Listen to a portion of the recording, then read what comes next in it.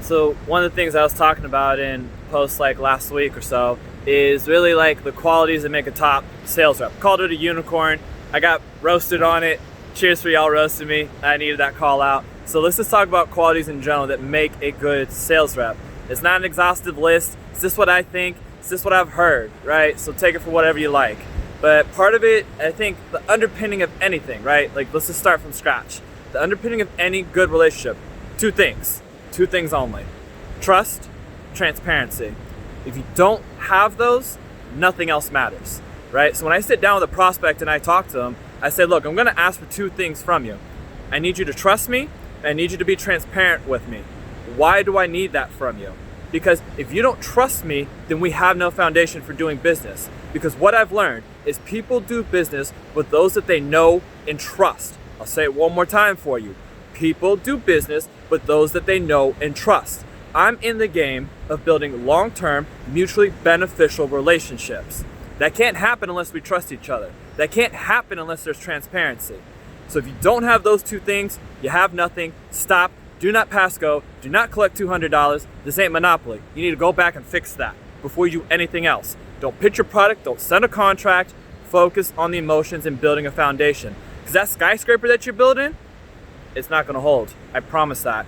Yeah, maybe you'd shortcut that because you need to make month end, quarter end, and you're fearful of your job. You're on a performance plan. I get that. You're going to get burned in the long term. So if you're playing for the short term, you've already lost. Stop. Go back. Ask for permission to have another conversation. Be honest. Be human. Be vulnerable. Watch what happens. Those are great qualities of a salesperson. Two of those, right? What else? You need to be able to be thoughtful, right? This is a game of where you're looking on pivoting all the time. That's why I say take improv. You need to learn how to compliment people. You're going to get curveballs left and right. This is emotional roller coaster. You're asking someone or multiple people to put their reputation on the line for you, right? Think about that. I got to go to bat for you internally. And if you screw me over, now I just lost face within my company, right? Or maybe I know that your product is going to force me to have to fire some of my employees and colleagues because now they're redundant because they were doing the manual work that your product's replacing. Or maybe I'm concerned that I'm going to lose my value because I was that linchpin, right? There's so many emotions, so many fears that you're not even thinking about that's costing you your deals because you're not being human. So really, what's the third thing I'm talking about? Be human. Be yourself. If you don't know how to do that, I don't know how to help you there. There's a bunch of therapists out there. Go start talking to them, right?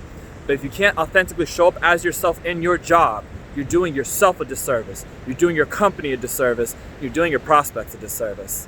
I'll tell you that just from experience. When I showed up just as a portion of Chris, what you paid me to be, it didn't work well. I failed, right? When I started showing up as 100% who I am, this is all that you get, I started working a lot better. Is it scary? Hell yeah. Do I still get scared when I authentically show up? Of course, but you got to push past that fear. Don't make it an excuse. I'm not buying that. I'm not going to listen to it, and I'm not going to enable that. I'm going to call you out on it. I'm going to tell you that fear is holding you back, and I'm going to tell you go do something about it right now. That's my advice. So if you're going to ask, you just got it. Okay? So at the end of the day, I want y'all to be better, right? Again, I'm just sharing my experiences, what's going on in my world, what I'm seeing working well. And I hope from this that you are going to start looking into things and maybe changing. And yes, your management may not support you. I get that. I've been there. I deal with it all the time. Do it anyways, right? Especially in the sales world, better to ask for forgiveness than permission. So as long as you're delivering the results, meaning you're bringing in that money, I don't really think your management's going to care so long as it's still ethical and following company guidelines. But if your style is different than the company style, are they really going to complain when you're exceeding quota? I mean, kind of silly, right? So hopefully it gives you a little confidence, a little bit of boost to go try something. If you don't know where to begin, ask me. I just gave you 3 things to go think about, 3 things to start looking into. And no, I'm not going to spoon feed you. You need to do the work. I'm not doing the work for you. Again, not a sales trainer. I'm an account executive. I'm a business development rep. I'm a customer success manager. I do all 3 roles, right? So again, I'm just sharing what I've been through in my live deals with my prospects, my fears, my insecurities. And hopefully this will serve as that foundation to spark you to try something different. Let me know your thoughts, share your experiences in the comments, and I'll talk to y'all soon. Take care for now.